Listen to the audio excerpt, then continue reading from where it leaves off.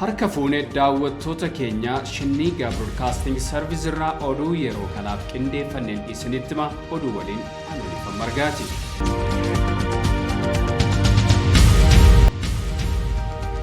Ajjechaan seeraan alaa ilmaan Oromoo irratti raawwatamu jabaatee itti fufe. Waraanni humna ittisaa Tigraay magaalaa Dassee to'achuuf lola jabaa geggeessaa jiraachuun barame.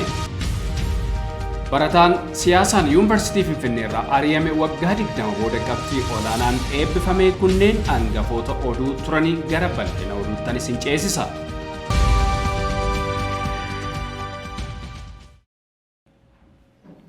Ajjechaan seeraan alaa ilmaan Oromoo irratti raawwatamu jabaatee itti fufe. Godina Wallagga Lixaa aanaa Najjoo Ona Biqiltuu Diillaatti waraanni mootummaa Abiy Ahimadiin bobbaafaman dargaggoota lama ukkaamsuun tokko battaluma rasaasayyuu ajjeesan tokko ammoo miidhaa jabaa irraan ga'uun isaanii beekame. Haaluma kanaan dargaggoo Abiyoot Qanaatee kan jedhamu rasaasaan yoo ajjeefamu dargaggoo Addunyaa kan jedhamu irrammoo miidhaa jabaan ga'u maddi keenya Najjoorraa Shinnigaaf himanii jiru. Waraanni mootummaa Bilxiginnaa yeroo ammaa Oromiyaa bakkoota garaa garaatti yakka tokko malee ilmaan Oromoo ajjeesaa jiraachuun beekamaadha. Waraanni humna ittisaa Tigraay magaalaa Dassee to'achuuf lola jabaa geggeessaa jiraachuun barame. Waraanni kaabatti humna ittisaa Tigraayiif mootummaa federaalaa akkasumas hidhattoota naannoo Amaaraa jidduu jiru hordofee lola guyyaa kaleessaa geggeeffameen waraanni TDF Bistiimaa to'achuun haayiqiin galaa jiraachuu dubbii himaa waraana Tigraay beeksise. Yeroo ammaa carraa magaalaa Dassee to'achuu guddaa argachaa kan jiru waraanni TDF magaalaa Dassee irraa kiiloomeetira 28 qofaa fagaattee kan argamtu magaalaa Haayiq irratti loltoota naannoo Amaaraaf mootummaa federaalaa waliin lola jabaataa isaa jiraachuudha kan ifoomse.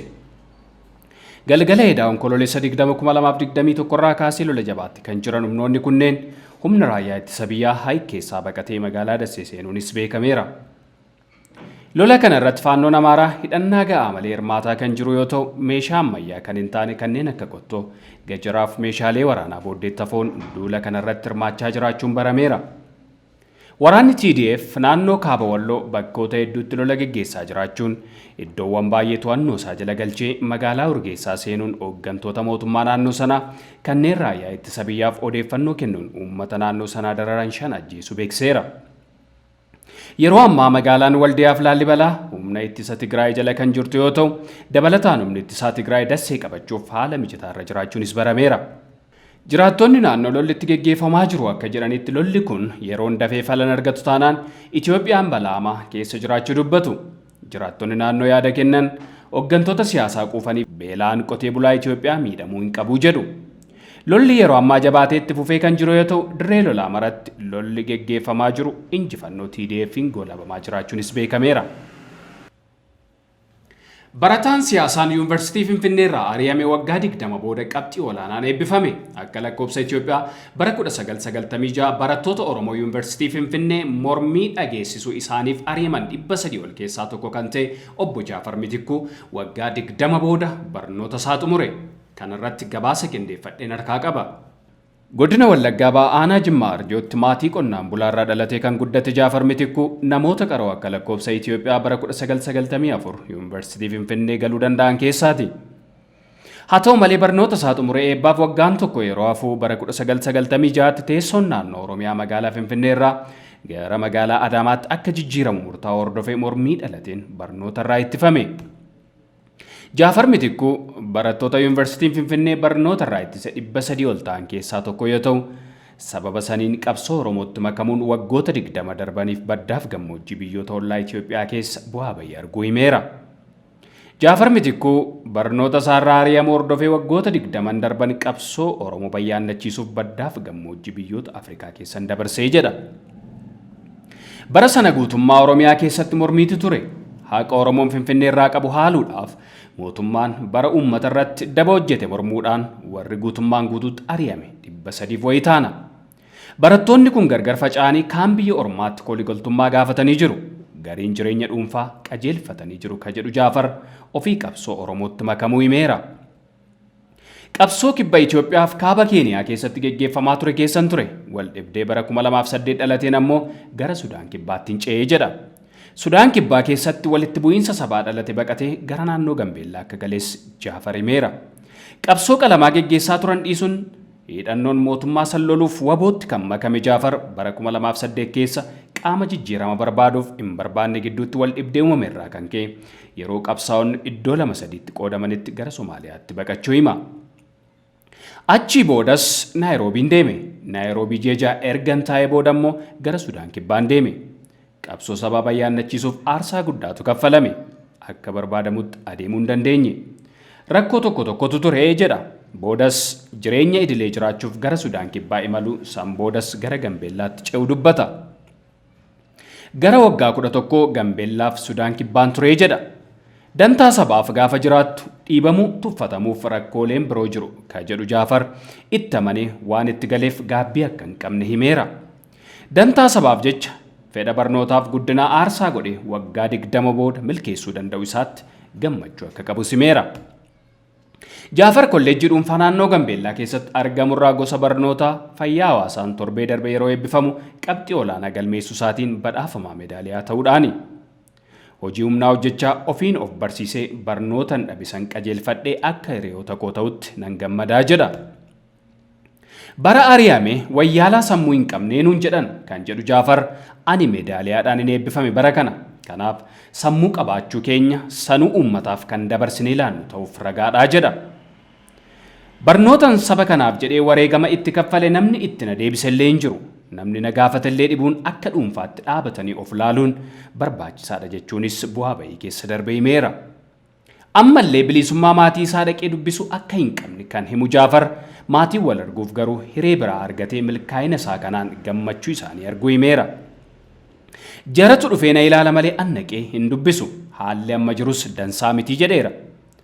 Ogummaa ittiin eebbifameen hawaasa tajaajilaa dheebuu barnootaa ammallee hin baane ittiin jedhu guutuun karoora isaa fuula duraa ta'uu Jaafar dabalee himeera. Adalli daggalaa Itoophiyaa keessaa ukkaanfamanii biyyoota Arabaatti gurguramaa jiru jedhame. Argamni isaanii Itoophiyaa, Somaalilaandiif biyyoota ba'a Afrikaa biroo kan ta'an adalli daggalaa ukkaanfamanii qabamanii biyyoota Arabaa keessatti akka bineensota manaatti gurguramaa jiru. Keessaayyuu gosti adalaa akka hamaaketaa Itoophiyaa keessatti qabamanii kara Somaalilaand baafamanii Yemen qaxxaamuruun biyyoota Arabaa keessatti doolaara 10,000 abbootii qabeenyaatti gurguramaa jiru jedhu ogeeyyiin dhimmicha quba qaban. Toomaas Moolee waggoota 4 darbaniif waa'ee bineensota ba'a Afrikaa keessaa seeraan ala gara biyyoota galoo galaanaa geeffamanii gurguramanii hordofaa ture. Hamaakeetni adala daggala Afrikaa keessa jiran keessaa kan gosti isaa badaa jiru keessaa tokko ta'us gaanfa Afrikaatti hubannoo waa'ee kanaa jiru xiqqaadha jechuun hima. Gosti adalaa kun hedduminaan Itoophiyaa keessaa ukkaanfamuun fuudhamanii biyyoota Arabaa keessatti gurguramaa jiru jedha ogeessi kun. Toomaas dhaabbata Toorid Analytics jedhamuuf kan hojjetu yoo ta'u, dhaabbanni kun chaanalii National Geographic waliin ta'uun waa'ee bineensota hamaaketaa balaaf saaxilamanii odeeffannoo kenna. Dhaabbileen kunneen bara darbe Somaalilaand keessatti nama karaa seeraan alaa bineensota bosonaa daldalu to'annoo jala akka ooluu fi akka adabamu taasisaniiru. Ji'a tokkotti yoo xiqqaate bineensonni 4 karaa seeraan alaa daangaa qaxxaamursiifamuuf yoo jedhaman to'annoo jala akka oolan bara darbe abbaan taayitaa eegumsa bineensota Itoophiyaa beeksisee ture. Oduu biyya alaa. Doonaald Tiraamp miidiyaa hawaasummaa haaraa Truth Social jedhamu banuu fi Pireezidaantiin duraanii US Doonaald Tiraamp miidiyaa hawaasummaa haaraa jalqabuuf akka jedhaniif oomsan. Kana irratti gabaasa qabna. Tiraamp akka jedhanitti miidiyaan ammaa kun abbaa irrummaa teeknooloojii gurguddaa fuuldura dhaabbata. Dhaabbanni Tiraamp miidiyaa fi teeknooloojii Group kan Tiraampiin hoogganamu tajaajila viidiyoo biraa eegaluuf akka jedhu hime. Tiraampiin miidiyaa hawaasummaa akka Tiwiitaraa fi Feesbuukii irraa dhorkamanii jiru yookaan yeroof ugguramanii jiru. Kunis erga deeggartoonni isaanii Kaapitool Hiilitti hokkara kaasaniiti. Ergasii isaanii fi gorsitoonni isaanii miidiyaa hawaasummaa haaraa morkataa ta'e banuuf akka jedhan himaa turan. Jalqaba waggaa kanaatti biloogii From the Desk of Donald J. Trump jedhamu baranii jiru. Marsaariitiin kun aduu ji'a tokko keessatti guutumaan cufame. Gorsaan isaanii gameessi Jason Miller hojii guddaa hojjechaa jiru keessaa kun isa xiqqaadha jedhan. Miidiyaan hawaasummaa amma banuuf jennu Truth Social ji'a dhufu keessummootaaf baname guutumaa biyyattiitti ni beeksifama jedhe ibsi TMTG. Addunyaa Taalibaan Tiwiitar akka gaariitti fayyadamee pirezidaantiin Ameerikaa keessan isin jaalattan ammoo callifame keessa jiraanna jechuun Tiraamp barreessan. Namni hunduu kaampaanota teeknooloojii gurguddaa fuuldura waan dhaabbatu tokko maaliif hin jaarre jedhanii nagaafataa turan. Gaariidha yeroo gabaabaatti ni fidna jedhan. xiinxalaan James Kiliyaantaa riippoortara teeknooloojii kaaba Ameerikaa akka jedhetti gareen Doonaald Tiraamp dhimma kanarratti waan guddaa hojjechaa jiru. Garuu miidiyaa haaraan kun ammatti hojii hin eegalle. Miidiyaan haaraan kun ammatti fuula galmee qofaadha. Miidiyaan hawaasummaa kun Tiwiitaraa fi Feesbuukatti morkatuun hojjeta. Garuu kun salphatti kan milkaa'u miti. Jalqabbii isaarraan miidiyaan kun arbeeffamuun ija siyaasaan ilaalamee jira. Garuu akka Tiwiitaraa, Feesbuukii kan namootni hunduu akka maatiitti bakka tokkotti dhufanii yaada itti wal jijjiiran miti. Kan inni ta'uu danda'u miidiyaa yaada bilisaa akka Paarler yookaan immoo Gaap irratti wal jijjiiranidha. Doonaald Tiraamp amma sagalee isaanii guddisanii dhageessisuuf gara miidiyaatti deebi'uu barbaadu. Kun jalqabbii kan isaaniif ta'u yoo ta'u, dhagahamuuf ammoo kaampaanii teeknooloojii guddaa isaan barbaachisa. Garuu kun yeroo gabaabaatti waan ta'uu miti jechuun xiinxalaan isaanii dhiyeessanii jiran. Gabaasa dhiyaateef Rahmat Siraaj, Shinnigaa Broadcasting Service irraa. Lammiileen Naayijeeriyaa jaalala sobaan dubartoota 100 ol irraa qarshii nyaatan. Lammiileen Naayijeeriyaa 8 jaalala sobaan onlaayinii irratti dubartoota goomsan mana murtii Afrikaa kibbaatti himatamani.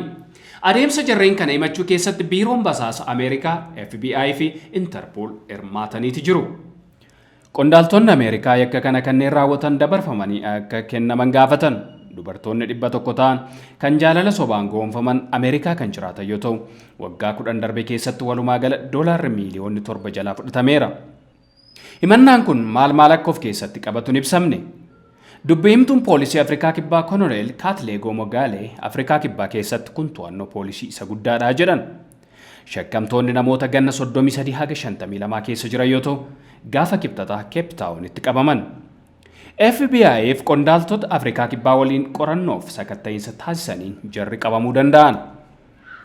Shakkamtoonni Teeksasii fi Niiw Jarsii keessatti yakka garaagaraan barbaadamu. Isaanis hannaaf eenyummaa geeddaruu, qarshii waliin dha'uu fi ergaa sobaan goomsuu fa'i. Abbaan alangee Roobin Leewis gama biraan jarri kun miseensa garee yakka Naayijeeriyaa Black Axe jedhamu yoo ta'an, yakka qarshii waliin dha'uun argachuu biyya isaanii irra ce'anii biyya kaanitti dalaguu jedhan. Jarri kunneen ammallee akkaawuntii qarshii isaaniitti fayyadamuu danda'u gatii ta'eef of eeggannoon godhamuu qabaa jedhameera. Shakkamtoonni yoo irratti murtaa'e hamma waggaa 20 adabamuu malu. Daawwattoota keenya oduun yeroo kanaaf qindeeffannee qabannee dhiyaanne kan hanga ammaa turanii qophiilee Shinnigaa waliin turtii gaarii.